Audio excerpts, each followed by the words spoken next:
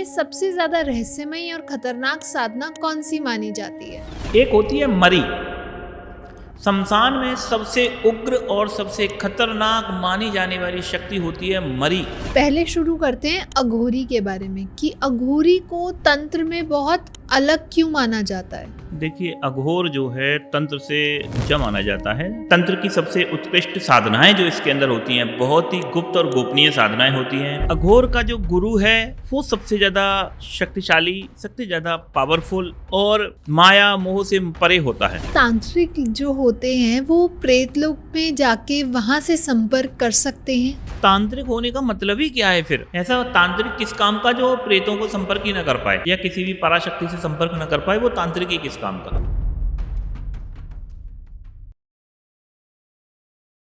Hello and welcome everyone, मैं हूं आपकी होस्ट और दोस्त ज्योति एंड आज मैं करती हूं आपका वेलकम एक अलग और एक रहस्यमयी पॉडकास्ट में। अब मैंने रहस्यमयी क्यों बोला ये बात हम जानेंगे तंत्र साधनाओं की रहस्यमयी दुनिया के बारे में जानने से पहले कि तंत्र में जो साधनाएं होती हैं उसके बारे में काफ़ी अफवाहें फैलाई जाती हैं, काफ़ी भ्रांतियाँ होती हैं, जैसे कि अघोरी साधना से लेके पिशाच साधना तक और कई साधनाएं, उनके बारे में काफ़ी मिथ्स जो हैं हमारे वो आप लोगों के बीच में फैले हुए हैं। तो आज इन्हीं सबको क्लियर करने और इन्हीं डर को निकालने के लिए आज हमारे साथ हैं हरीश जी, जो एक तांत्रिक हैं और अपने तंत्र विद्या, तंत्र साधनाओं को सिखाते हैं, उनका प्रचालन करते हैं। तो चलिए सर से बात करते हैं। वेलकम सर, कैसे हैं आप? आदेश, ठीक हूँ। तो सर, जैसे कि अभी हम बात कर रहे थे ऑफ कैमरा भी कि काफ़ी ऐसा डर फैलाया जाता है, चाहे वो अघोरी की बात करें, चाहे भूत प्रेत की बात करें, चाहे पिशाचों की बात करें और बहुत कुछ है, राइट। तो उसमें कितनी सच्चाई है और कितना वो झूठ बोला जाता है, तो आज हम उसी के बारे में बात करने वाले हैं।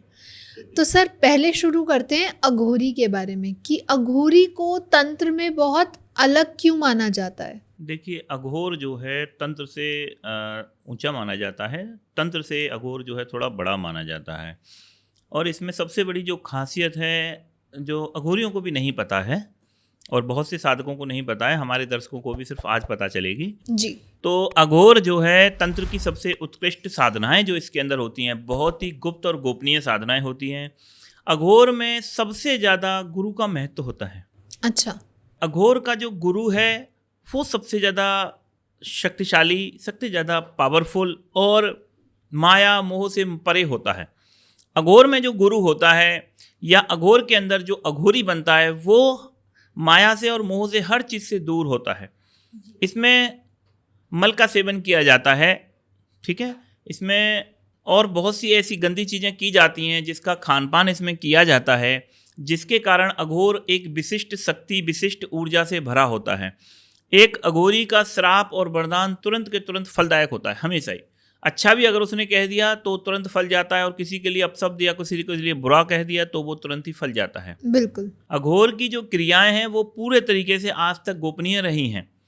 हम लोग जब अघोर दीक्षाएं प्रदान करते हैं, हम लोग भी अघोर देते हैं और अघोर की जब हम दीक्षाएं प्रदान करते हैं तो इसमें बहुत ही ऐसी दुर्लभ साधनाएं हैं।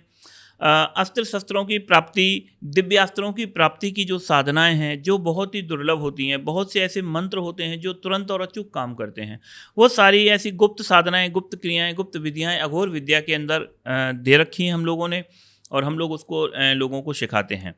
अघोर का क्षेत्र हमारे यहाँ हिंदुस्तान में बहुत ज़्यादा मात्रा में है। सबसे ज़्यादा अघोरी हमारे यहाँ पर विचरण करते हैं और माया मोह से परे हैं। दिन में शायद आपको कहीं अघोरी मिले, लेकिन आपको रात में कहीं ना कहीं किसी न किसी शमशान में कोई ना कोई अघोरी आपको अवश्य आपको मिल जाएगा जो अपनी साधना में रत होगा। अघोर के अंदर सबसे ज़्यादा शिव जी के रुद्र रूप का पूजन किया जाता है। तो सारे के सारे अघोरी शिव उपासक ही होते हैं और उन्हीं की ही पूजा में तल्लीन होकर अपने गुरु आज्ञा का पालन करते हैं। ओके। तो अघोर को बहुत ज़्यादा गलत माना जाता है या अघोरियों को बहुत ज़्यादा गलत माना जाता है, तो उसका मेन उद्देश्य, अघोरियों का मेन उद्देश्य क्या होता है? देखिए, अघोर का तो उद्देश्य या अघोरी का जो उद्देश्य है वो है अपने ईश्वर को प्राप्त करना, शिव जी की प्राप्ति करना विशेष रूप से। अपने इष्ट की प्राप्ति करना, या इसमें कुछ लोग हैं जो सिद्धियों के लिए भी आते हैं। अघोर की सिद्धियाँ बहुत विशिष्ट होती हैं जो तंत्र में नहीं होती, ठीक है ना। तो अघोर की जो सिद्धियाँ, उन सिद्धियों को प्राप्त करने के लिए भी लोग अघोरी बनते हैं और उसकी सिद्धियों को प्राप्त करके लोगों का जन कल्याण भी उससे किया जाता है। अब आता है, अघोरियों से घृणा करने का मुख्य वजह यही होती है कि ये लोग गंदे रहते हैं, ये लोग मलमूत्र का सेवन करते हैं, मलमूत्र खा पी लेते हैं, इनका सेवन करते हैं और गंदे रहते हैं, नहाते नहीं हैं, धोते नहीं हैं, गंदे कपड़े पहनते हैं, मैले कुचले पड़े रहते हैं। तो उनको देख करके ना एक ऐसी घृणा सी पैदा होती है, ठीक है। शमशान की भस्म उनके शरीर पे लगी हुई होती है। नहाना धोना अघोर में होता नहीं है, भस्म स्नान इसमें मुख्य होता है। तो इस तरीके से अघोर ना विशिष्ट हो जाता है। और दूसरा, उनका श्राप और वरदान तुरंत फलदायी है। इस कारण भी लोग उनसे डरते हैं कि कहीं किसी से कोई गलती ना हो जाए, कोई अघोरी कोई नाराज ना हो जाए, जो उनको उनकी फैमिली परिवार को थोड़ा सा भारी पड़ सकता है। इसलिए अघोर का हमारे यहाँ पे एक विशिष्ट स्थान है पूरा। ओके, तो सर ये जो भस्म लगाते हैं अघोरी, इनका क्या मतलब, क्या इसके पीछे लॉजिक है? नहीं, लॉजिक कुछ भी नहीं है, ये सिर्फ भौतिक उपादान है।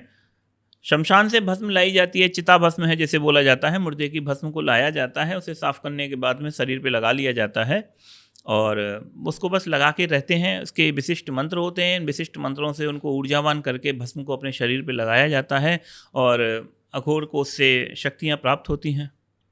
एक निडरता का परिचायक भी है ये चीज़ को कि कोई व्यक्ति शमशान से मुर्दे की भस्म को लेकर के अपनी बॉडी पे लगाता है, तो एक निडरता का भी परिचय है कि उसके अंदर कोई डर किसी भी तरह का नहीं है। दूसरा, अघोर में जो एक भाव चलता है वो होता है समता का भाव, ठीक है नहीं, वो हर चीज़ को समान भाव से देखते हैं। तो समता का जो भाव अघोर में सबसे ज़्यादा काम करता है। इसीलिए अघोरी जो है जिस हिसाब से मिठाई खा सकता है, उसी हिसाब से वो मलमूत्र का भी सेवन कर लेते हैं। उनको सेवन करते समय किसी तरह की घृणा नहीं होती, किसी तरह की गिलानी नहीं होती है। तो क्षमता का भाव अघोर में सबसे ज़्यादा मुख्य रूप से काम करता है। तो क्या अघोर की साधनाएं सिर्फ शव और भस्म से ही जुड़ी हैं या फिर इसके पीछे कोई दिव्यता भी है? देखिए, अघोर तो पूरा दिव्य ही है। अघोर के हिसाब से, अघोरी के हिसाब से अगर सोचोगे तो अघोर से अच्छा या अघोर से दिव्य कुछ है ही नहीं। हमने कोई चीज़ को ऊंचा माना है, तंत्र से भी ऊंची चीज़ कोई अगर है तो अघोर है, ठीक है ना। तो उसमें बहुत सी दिव्यता है, बहुत सी दिव्य शक्तियाँ हैं, बहुत से अच्छी चीज़ें हैं। अघोर में शव साधनाएँ भी की जाती हैं, अघोर में शमशान साधनाएं मुख्य होती हैं। अघोरी का जीवन जो है शमशान में ही गुजरता है, वो सही है, लेकिन इन शमशान की शक्तियों के साथ में जो इनकी दिव्य शक्तियाँ होती हैं, इसमें भी माता काली का पूजन किया जाता है, इसमें भी काल भैरव का पूजन किया जाता है, इसमें भी शिव जी की उपासनाएँ की जाती हैं और बहुत तरह से इनकी साधनाएँ की जाती हैं। हनुमान जी के पंचमुखी स्वरूप का अघोरी में पूजन किया जाता है। तो ऐसी बहुत सी चीज़ें हैं जो दिव्य हैं और ऊर्जा से भरपूर हैं। बहुत से अघोरियों ने जाने कितने ही लोगों का जीवन भरा पूरा किया है अपने आशीर्वाद से, अपनी विद्या से, अपनी शक्ति से। तो सर, जैसे कि आपने बताया कि अघोर की दीक्षा आप देते भी हैं, तो आपका अभी कोई अपकमिंग शिविर है जो आने वाला है या आप सिखाने वाले हैं? देखिए, हम लोग हर साल में अघोर के शिविर को रखते हैं मई के महीने में। इस बार बहुत से कई साधकों की मांग पे हम लोग इसको इस अक्टूबर के महीने में 25, 26 और 27 तारीख को 3 दिवसीय अघोर दीक्षा शिविर हमने रखा हुआ है, जो कि हमारे आश्रम पर ही होगा और वहाँ पे साधक आकर के अपना अघोर दीक्षा को हम लोग उसका संपन्न करेंगे। अघोर दीक्षा असल में 3 दिन में पूरी होती है। अच्छा। जो ओरिजिनल जो दीक्षा उसकी प्रदान की जाती है वो 3 बार में की जाती है, ठीक है ना। वो 2 साल का गैप हो सकता है, 1 साल का गैप हो सकता है। कई गुरु हैं उसको 1 साल पे एक दीक्षा देंगे, फिर दूसरी साल में दूसरी दीक्षा देंगे, तीसरी साल में फिर तीसरी दीक्षा देंगे। कुछ गुरु हैं उसको 2-2, 3-3 साल का गैप ले लेते हैं उसी एक दीक्षा को। एक दीक्षा को देंगे, 3 साल का गैप देंगे, फिर उसको दूसरी दीक्षा देंगे, फिर 3 साल का गैप देंगे। इस तरीके से कुछ अलग से गुरु चलाते हैं। हम क्या करते हैं कि हम वो जो 3 जो दीक्षाएँ हैं, तीनों दीक्षाओं को उन 3 दिन में ही ख़त्म कर देते हैं। एक दिन में एक दीक्षा, दूसरे दिन में फिर दूसरी, फिर तीसरे दिन में 3 दीक्षाएँ। 3 दिन के 3 प्रकार से दीक्षाएँ जो प्रदान की जाती हैं अघोरी को, वो हम 3 दिन में ही दे करके अघोर को पूरे तरीके से लोगों को दीक्षा प्रदान कर देते हैं। और सारी मंत्र क्रियाएँ, सारे विधि विधान, सारे अच्छे स्तर से हम लोग देते हैं और हम लोग अघोर को अपने हिसाब से चलाते हैं और अघोर हमारे हिसाब से बहुत अच्छा और बेहतर तरीके से काम कर रहा है। और पिछले 4-5 सालों से हम लोग अघोर दीक्षाएँ देना शुरू किया है और बहुत अच्छे तरीके से इसके रिजल्ट और परिणाम आए हुए हैं। तो सर, अघोर शिक्षा जो लेते हैं उनकी योग्यता क्या है? अघोर के लिए देखो ऐसा है कि सबसे पहला आदमी के पास समय होना चाहिए, क्योंकि इसके जो अनुष्ठान हैं वो थोड़े लंबे होते हैं। ठीक है। और आदमी का साधक जो है उसका बैठक जो है कम से कम 4-5 घंटे की होनी चाहिए, तो ही वो उस मंत्र का जाप जल्दी कम समय में उसका जप कर पाएगा। इसका जो गुरु मंत्र है उसका 1.25 लाख या 5 लाख का जप जब वो किया जाता है, तो 5 लाख का अगर हम जप कर रहे हैं तो उसमें कम से कम 1 साल का समय लग जाता है। तो मंत्र थोड़ा लंबा होता है तो टाइम उसमें लग जाता है, और इसका जाप केवल रात्रि में किया जाता है। अघोर की साधनाएं जप जो है दिन में नहीं किए जाते, तो इनमें बहुत समय लग जाता है। तो इसलिए आपके पास में होना चाहिए, आपके पास निडरता होनी चाहिए, समय होना चाहिए, आपके पास निडरता उसकी पूरी होनी चाहिए, क्योंकि सारी शमशानी साधनाएं हैं, सारी उग्र क्रियाएं हैं। आपको अपने गुरु पर बहुत ज़्यादा विश्वास होना चाहिए। एक बार को अघोर में आप देवता का भरोसा नहीं करेंगे चलेगा, लेकिन आपको अघोर में अपने गुरु पर अटूट विश्वास होना बहुत ज़रूरी है। यह पूरे तरीके से गुरु बेस्ड है। अच्छा, ठीक है। तो इन सारी चीज़ों के साथ आपके पास में इतना समय और टाइम होना ही चाहिए कि आप इसकी पूजाएं नियम से कर पाएँ, क्योंकि अघोर है तो इसके नियम कठोर होते हैं और कठोरता के साथ ही इसका पालन किया जाता है। आपको शराब है, मांस है या मलमूत्र का खान पीन सेवन करना है तो आप बेहिचक उसका खान पीन कर पाएँ। आपके अंदर एक समता का भाव आ सके तो ही आपके लिए अघोर लेना ठीक है, तो ही आप इसकी सिद्धियां पा पाएंगे और तो ही आपको इसके कुछ बेनिफिट्स आ पाएंगे। तो सर पिशाच के लिए बोला जाता है कि अगर कोई साधक पिशाच को सिद्ध कर ले तो वो उसका सेवक बन जाता है, तो इसमें कितनी सच्चाई है या एक लोक कथा है? नहीं, लोक कथाएं नहीं हैं। ये जितनी भी तामसिक शक्तियां हैं या निम्न योनि ज़्यादा है, खबीस हो गई, पिशाच हो गई, तो इनको शक्तियों को बहुत से जो सिद्ध हैं, अघोरी हैं, साधु हैं, इनको सिद्ध करते ही करते हैं। लगभग हर अघोरी के पास में या हर साधक के पास में एक पिशाच तो होता ही होता है, प्रेत होता ही होता है। वो कोई बताए ना बताए अलग बात है, मगर वो होता ही है। दूसरी बात क्या है कि इनको सिद्ध करने के बाद इनको सेवक के रूप में ही रखा जाता है। इनसे सेवा ही ली जाती है तो इनको सेवक के रूप में ही रखा जाता है। ये निम्न योनि है, इसके साथ में कोई अच्छा रिश्ता नहीं रखना चाहता, तो इनको दास के रूप में, सेवक के रूप में इन्हें स्वीकार किया जाता है और इनकी साधना बहुत अच्छे तरीके से सेवक के रूप में हो जाती है। फिर ये सेवा करते रहते हैं आपकी। मैंने बताया था कि ये ज़मीन में आपके खेतों की रखवाली आपकी कर लेते हैं, घर की रखवाली आपकी कर लेते हैं, और बहुत अच्छे तरीके से ये पूरे काम करते हैं और एक दास की तरह, सेवक की तरह आपका अंग संग रहेंगे, आपकी पूरी मदद करेंगे। किसी को परेशान करने की ज़रूरत पड़ जाए या कोई आपको परेशान कर रहा हो तो ये उसको जाके परेशान करके आ जाते हैं, तत्काल में ही रिजल्ट दिखा देते हैं। कोई आपको अभी परेशान करेगा तो ये तुरंत ही उसको XYZ पेट में दर्द कर देंगे, उसके साथ कोई और प्रॉब्लम्स दे सकते हैं, जिससे कि सामने वाला तत्काल ही समझ जाता है कि हाँ, आप गुरुजी से पंगा लेना ठीक नहीं है। तो ये जो पिशाच की साधनाएं हैं ये किस प्रकार होती हैं और इनसे क्या क्या काम किए जा सकते हैं? पिशाच की साधनाएं तो देखो, तरीका तो वही है कि आप कहीं जंगल में किसी बबूल के पेड़ के नीचे, किसी गंदी जगह पे, खुली जगह पे, शमशान में, किसी मसान में, वहाँ पे आप बैठ करके इसकी साधना को संपन्न करें। और घेरा, सुरक्षा घेरा इसमें लगाया जाता है क्योंकि ये बहुत ही तामसिक शक्ति होती है, तो घेरा लगाया कि आप आराम से इसको कहीं भी आप सिद्ध कर सकते हैं। और पिशाच की या चंडाल की साधनाएं और भी बहुत से तरीक़ों से हो जाती हैं, और सिद्ध होने के बाद में ये सारे काम जो भूत प्रेत करते हैं, अप्सराएं करती हैं, वैसे ही सारे काम ये कर देते हैं। इनमें बस लड़ने का गुण होता है, तामसिक होते हैं, तो ये सोचते विचारते नहीं हैं। आपने इनसे मांगा और इन्होंने आपकी इच्छा पूरी की। इतर योनि में नीचे जो सबसे आते हैं ये पिशाच वर्ग, ठीक है, तो ये क्या करते हैं कि आपने इनसे मांगा, इन्होंने आपको तत्काल दे दिया, उसका क्या परिणाम आपको आएगा, आगे भविष्य में आपका क्या नुकसान होने वाला है उस काम से, इससे इन्हें कोई लेना देना नहीं होता। ये तत्काल में ही आपकी इच्छा पूरी करने के लिए जाने जाते हैं। तो इनसे ऐसा कोई भी काम लेना खतरनाक हो सकता है जो कभी भविष्य में आप लोगों को कभी प्रॉब्लम्स दे। ये हमेशा उससे पूछ लेना है कि मैं ये काम करवा रहा हूँ, इस काम का आगे क्या परिणाम होगा, तो वो ये भी तुम्हें बता देगा कि इस काम का आपको ऐसा दुष्परिणाम भोगना पड़ सकता है। तो अगर आप भोगने के लिए तैयार हैं तो ही वो काम के लिए हाँ करें। तो क्या इससे हमें भी कोई खतरा हो सकता है? हाँ, पिशाच सिद्धि से आपको बहुत खतरा हो सकता है अगर आप कोई भी इसके नियम तोड़ देते हैं। नॉर्मली सिद्ध करके आप इसे सेवक के रूप में रखने में कोई खतरा नहीं है। खतरा है कि अगर आपने इसका कोई नियम तोड़ दिया, आपने इसको किसी तरीके से प्रॉब्लम्स दी, या इसको आपने नाजायज़ सताया, ऐसी जगह भेजा जहाँ ये जाना नहीं चाहता, ऐसा काम करवाया जो ये करना नहीं चाहता है, तो हो सकता है कि ये कालांतर में, कभी भविष्य में आपको, आपके कभी नियम टूटने पे, छोटे नियम टूटने पर भी आपको कभी बड़ी सज़ा दे दे। तो इसकी संभावना है कि आपको नुकसान कर सकता है। ये पिशाच है, चंडाल हैं। ओके, तो इनको भोग प्रसाद में जब हमारी जो वचन होते हैं उसके में जब भोग प्रसाद दिया जाता है इन्हें, तो क्या ये तामसिक होते हैं या सात्विक भी हो सकते हैं? पिशाच हमेशा तामसिक ही होते हैं। पिशाचों को रक्त पसंद होता है, उन्हें रक्त दिया जाता है। साधक का स्वयं का रक्त भी दिया जा सकता है, या आप बाहर से रक्त लेके आ सकते हैं। इनको जिंदा मुर्गे की बलि दी जा सकती है, बकरे की बलि इनको दी जा सकती है, उसका रक्त निकाल के आप इन्हें दे सकते हैं, अपना रक्त निकाल के इन्हें दिया जाता है। ये इनका प्रिय भोजन होता है, पिशाचों का, पिशाचनी का रक्त। इसके अलावा में ये सभी लोग शराब और मांस का सेवन करते ही हैं। पूर्ण रूप से तामसिक, घोर तामसिक होते हैं। और क्योंकि अगर पिशाच भी सात्विक होगा तो फिर पिशाच ही नहीं होगा वो, ठीक है ना। तो पिशाच को तामसिक होना ही चाहिए। तो सर, जैसे कि हमने स्टार्टिंग में बात करी थी पंचमकार के बारे में, आप बता रहे थे, तो पंचमकार की असली परिभाषा क्या है? हाँ, देखिए, पंचमकार जो होते हैं, ऐसी 5 चीज़ों को कहा जाता है जिनके आगे माँ अक्षर लगा रहता है। अच्छा। तो इसमें आ जाती हैं जैसे आपकी मदिरा, ठीक है। शराब जिसे बोला जाता है, इसे शराब न बोल के मदिरा बोलता है। मदिरा प्राचीन शब्द है, ठीक है। दूसरे नंबर पे आता है मांस। तीसरे नंबर पे आती है मीन। मीन बोला जाता है मछली को, ठीक है ना।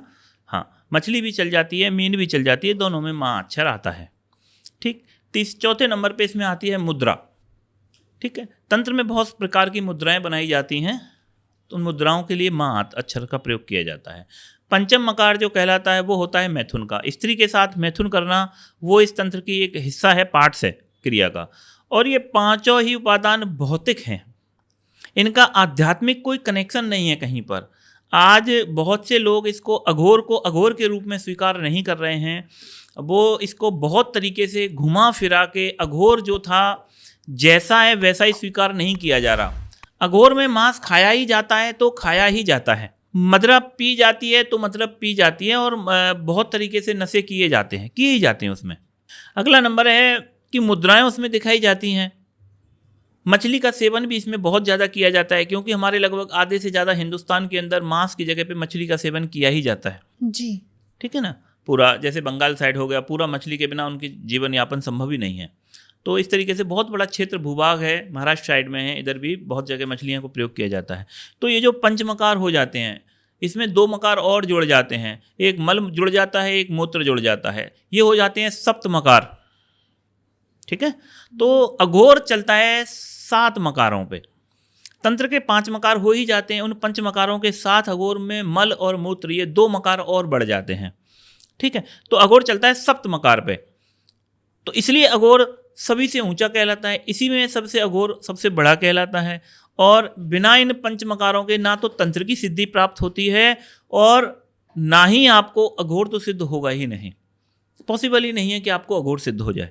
अच्छा, हाँ। तो क्या पंचमकार सिर्फ बाहरी कर्म है या इसके पीछे कोई आध्यात्मिक प्रतीक भी छुपा है? देखिए, आध्यात्मिक प्रकार होगा कोई, मैं इन चीज़ों पे ध्यान नहीं देता हूँ। मैं तंत्र की केवल उन्हीं चीज़ों को स्वीकार करता हूँ, और हरेश तंत्र जो हमने बनाया है उसमें हम केवल उन्हीं चीज़ों को एक्सेप्ट कर पाते हैं जो हमें समझ में आती हैं जी। हम ऐसी किसी भी चीज़ पे उन चीज़ों का हम हिसाब लगाने के लिए बैठेंगे तो हम तंत्र की मूलभूत चीज़ों से दूर हट जाते हैं, जी, ठीक है। तो पंचमकार या सप्तमकार जो कहे जाते हैं उनको यूजफुल किया जाता है, उनका नाम लिया जाता है, बस मैं इतने तक ही इसका ध्यान रखता हूँ। अब इनका क्या आध्यात्मिक अर्थ आते हैं उसमें मैं ज़्यादा डीपली जाना पसंद नहीं करता। और लोगों को भी ना उस एक्स्ट्रा जो ज्ञान है, जिस ज्ञान का कोई अर्थ नहीं बन रहा है, उस ज्ञान पे ध्यान न दे करके जो करने वाला काम है, प्रैक्टिकली सब्जेक्ट है, उसको अगर किया जाए तो उसके ज़्यादा बेनिफिट्स आएंगे आपको। और आप केवल उस फालतू के ज्ञान को आप इकट्ठा करो, जैसे कि नॉर्मली माला जो है 108 दाने की होती है जी, ठीक। उदाहरण मैं आपको दे दूं, एक माला हमारी 108 दाने की होती है, और 108 दाने का क्या मतलब होता है, क्यों 108 दाने होते हैं, इन सारी चीज़ों को जानने के लिए अगर आप निकलते हैं तो आपको बहुत बहुत तरह के आपको ज्ञान प्राप्त होंगे। बिल्कुल, बहुत बहुत तरह के गुरुओं ने बहुत बहुत तरीके से इसको समझाया है, ठीक है, लेकिन उसका कोई अर्थ नहीं है। जाप का अर्थ, सिर्फ माला का अर्थ सिर्फ इतना है कि हमें जाप की काउंटिंग करनी है, बस। माला का मुख्य प्रयोग किया जाता है सिर्फ केवल माला के जप में, गिनती में, कि वो कितना जप हो रहा है उसको मैं कैसे काउंट करूंगा, उसके लिए मैंने माला बना रखी है। और देवता के हिसाब से, देवता की रुचि के अनुसार मैं मालाएं चुनता हूँ, ठीक है, या हमारे ऋषि मुनियों ने चुनी है, या जो प्राचीन पद्धति चुनी हुई है। अब उसके क्या मतलब हैं और हज़ार तरह के मैं मतलब निकालने में मुझे उसमें टाइम ख़राब करूँ मैं कि 4 पेज का मैं आपको ऐसे ऐसे लिखूँ कि उसका ये परिणाम था, इसका ये मतलब था, मुझे उसमें इंटरेस्ट नहीं आता।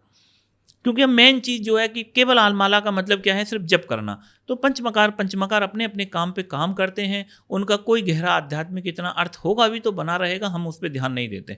हम सिर्फ साधना कराने पे ध्यान देते हैं, उसी के परिणामों पे ध्यान देते हैं। और मेरा तंत्र जो है इसीलिए सबसे फास्ट काम करता है, किसकी जो एक्स्ट्रा जो वजन रखा हुआ था ना, वो सब मैंने छांट दिया, वो सारी चीज़ें मैंने हटा दी। तो मेरे जो अघोरी बनते हैं या मेरे जो तांत्रिक साधक होते हैं वो बहुत अच्छे और बहुत फास्ट वर्क करते हैं। सर, समाज में पंचमकार को वर्जित क्यों माना जाता है? इसके पीछे क्या उद्देश्य है? उद्देश्य कुछ नहीं है, समाज जो है बहुत सी ऐसी चीज़ों को स्वीकार नहीं करता है जो उसे लगती हैं कि ये ठीक नहीं है या सामाजिक हित के हिसाब से नहीं है, लेकिन ये दुनिया समाज के नियमों से नहीं चलती है। ठीक है ना, समाज में ऐसी हजारों चीज़ हैं जिसे समाज स्वीकार नहीं करता, और समाज बहुत बड़ा है। ठीक है, जैसे कि अब बहुत सी ऐसी चीज़ें, मैं नहीं चाहता कि यहाँ पे कैमरे पे बोल दूँ, लेकिन बहुत से ऐसे लोग हैं, लाखों करोड़ों लोग हैं, जैसे कि दुनिया में 300 धर्म हैं और हर धर्म के खिलाफ 299 धर्म के लोग खड़े हुए हैं। एक दूसरे से धर्म एक्सेप्ट नहीं हो रहा। यानी कि हम लोग अकेले हिंदू धर्म की बातें करें तो कोई राम को मानता है, वो कृष्ण को नहीं मानता है।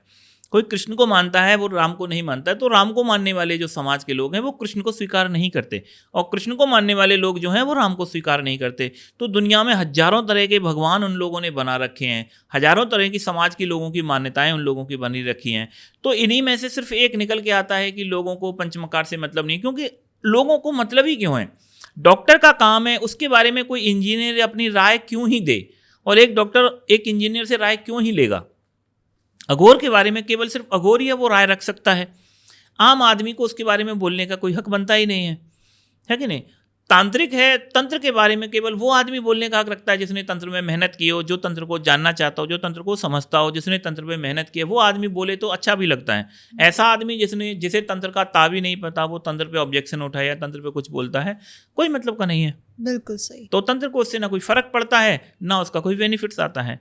तो समाज जो काम करता है वो अलग तरीके से काम करता है, सामाजिक जो चीज़ें होती हैं, और तंत्र जो है या साधनाएं हैं, हमारे जो पंचमकार हैं वो अलग से काम करते हैं अपने। मतलब हमारा जो पंचमकार है, हमारा तंत्र समाज के इस पे निर्धारित नहीं है कि वो उसे स्वीकार करता है कि नहीं करता है।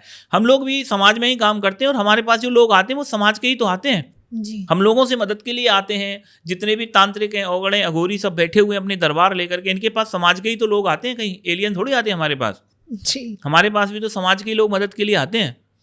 तो सारा समाज स्वीकार करता है, कुछ लोग हैं जो नहीं करते हैं, तो ये तो सब हर स्थिति में चलता ही है। तो क्या ये सच है कि तांत्रिक जो होते हैं वो प्रेत लोक में जाके वहां से संपर्क कर सकते हैं? तांत्रिक होने का मतलब ही क्या है फिर? ऐसा तांत्रिक किस काम का जो प्रेतों को संपर्क ही ना कर पाए, या प्रेत लोक से संपर्क न कर पाए, या किसी भी पराशक्ति से संपर्क न कर पाए? वो तांत्रिक ही किस काम का? तांत्रिक होता ही वही है जो किसी भी सूक्ष्म परालौकिक शक्तियां जो होती हैं उन्हीं से कनेक्शन जोड़ लेना, उन्हीं से मदद ले लेना, उनसे काम ले लेना ही तांत्रिक कहलाता है। तांत्रिक की मूल परिभाषा वही है कि वो भूतों से, प्रेतों से, जिन्नों से, पिशाचों से, खबीसों से, यक्षिणियों से, अप्सराओं से, डाकनी से, सांकनी से, आंकनी से, इस तरह की जो इतर योनियां हैं, पारलौकिक शक्तियां हैं, या कोई भी देवता है, काली हैं, भैरव हैं, इन शक्तियों से, पराशक्तियों से यदि वो कनेक्शन जोड़ लेता है, इनके साथ मिल लेता है, इनसे बातें कर लेता है, इन्हें खिला देता है, इन्हें पिला देता है, इनसे काम करवा लेता है, वही तांत्रिक कहलाता है।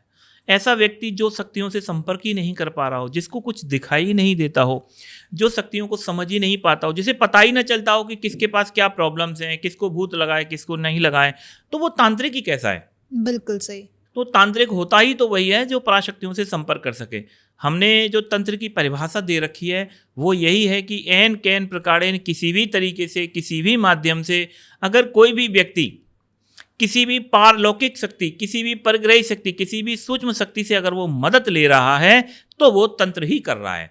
फिर चाहे वो रात्रि में देवी का जागरण कर रहा हो, चाहे वो मंदिर में किसी देवता की पूजा कर रहा हो, चाहे फिर वो कोई भी इतर योनि की, चाहे शमशान में पूजा करे, चाहे घर में पितरों की पूजा करे, ये सारी चीज़ें तंत्र के पार्ट्स हैं, तंत्र के हिस्से हैं। इनमें दूसरे लोगों की, परग्रही जीवों की शक्तियाँ हैं, वो आती हैं और वो अपना वर्क करती हैं। हम लोग उनसे मदद लेते हैं।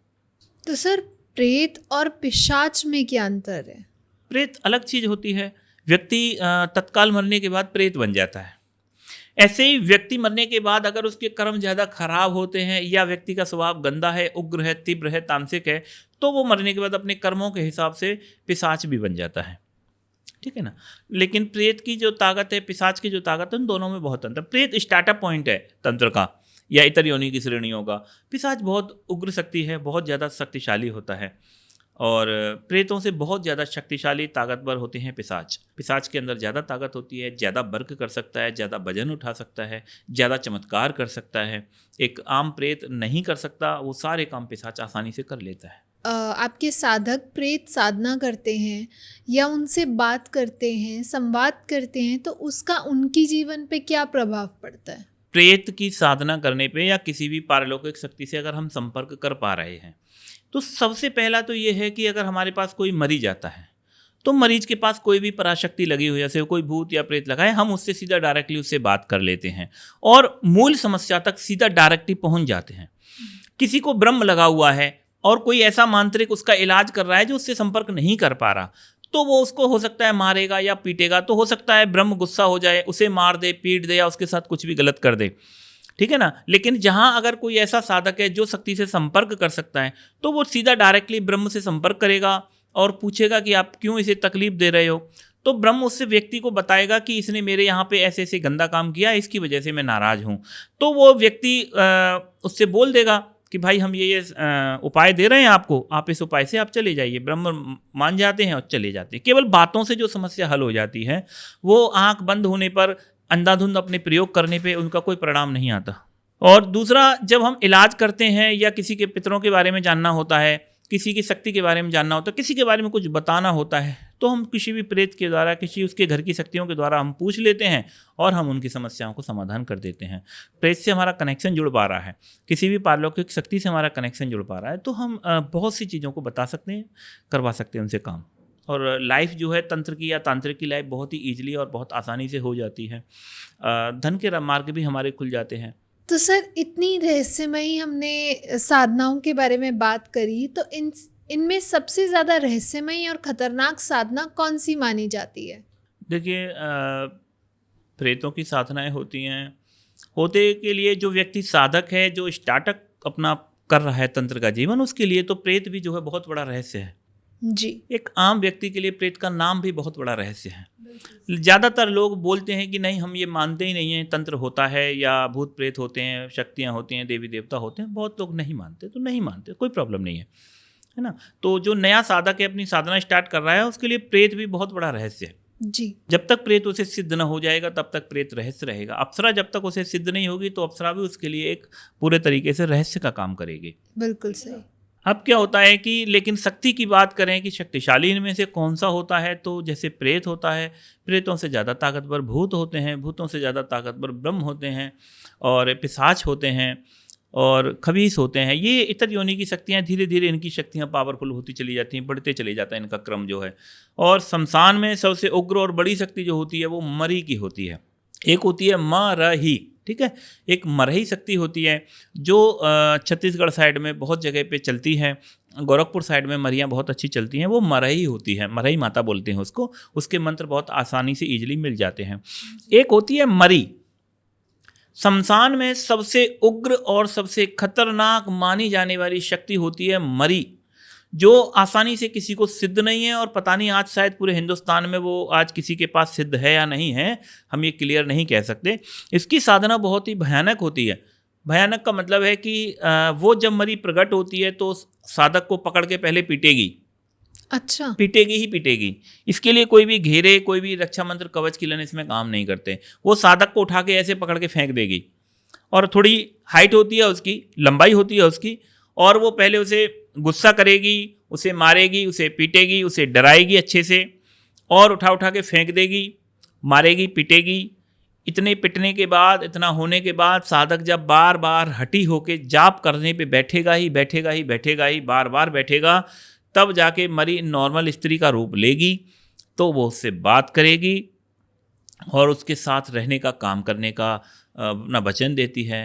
वो वहीं शमशान में ही साथ के साथ संभोग भी करती है। उसके बाद में सारा काम करती है। मरी का उसका मुख्य काम है मारण करना, लेकिन वो एक साथ 10, 20, 50, 100 लोगों को भी मार सकती है। अच्छा। हाँ, पूरे के पूरे गांव को ख़त्म करने का ठेका आप मरी को दे दोगे, मरी पूरे के पूरे गांव को या पूरे के पूरे खानदान को, पूरे के पूरे वंश को ख़त्म करने का काम जो है वो मरी को दिया जा सकता है। मरी बहुत ही आसानी से हंसते हंसते वो सारे काम कर देती है। आप एक टारगेट एरिया सेट कर दीजिए कि 20 साल के उम्र के लड़के इस गाँव के ख़त्म होंगे, तो 20 साल के लड़के उम्र के वो ख़त्म कर देगी सबको। तो मरी बहुत ज़्यादा शक्तिशाली रहती है, बहुत ज़्यादा खतरनाक होती है, और चूंकि वो पीटती है, इस चक्कर में मैंने वो साधना अभी तक किसी को नहीं कराई। अच्छा। हाँ, मैंने अभी तक वो साधना किसी को नहीं दी, किसी को करवाई भी नहीं है, क्योंकि मरी थोड़ी ज़्यादा खतरनाक है। और सबसे ज़्यादा मेरे अपने देखे रेखे क्षेत्र में और ऐसी साधनाएं नहीं है जो साधक को मारती पीटती हो। मेरे अंदाजे में वही एक साधक शक्ति है जो लोगों को मारती है, उसके बाद ही सिद्ध होती है। पिटना उसमें तय है। ओके। ठीक है, तो उससे ज़्यादा खतरनाक और कोई शक्ति के बारे में मुझे नहीं पता। जी। ये सबसे मोस्ट साधना है। ओके। तो thank you so much sir, आज इतनी सारी बातें करी हमने, इतना सब कुछ हमने जाना अघोरियों के बारे में, पंचमकार के बारे में, और कितनी सारी रहस्यमयी शक्तियाँ होती हैं, कितनी ताकतवर हो सकती हैं वो, उनके बारे में। एंड अगर हमारी ऑडियंस को ये पसंद आया हो तो do not forget to like, share, comment and subscribe the channel. And साथ में ही अगर आपके कोई क्वेश्चन है, कोई सजेशन है, हमें कमेंट सेक्शन में बताइए, हम आगे आने वाले पॉडकास्ट में उन्हें ज़रूर कवर करेंगे। तब तक के लिए धन्यवाद। आदेश।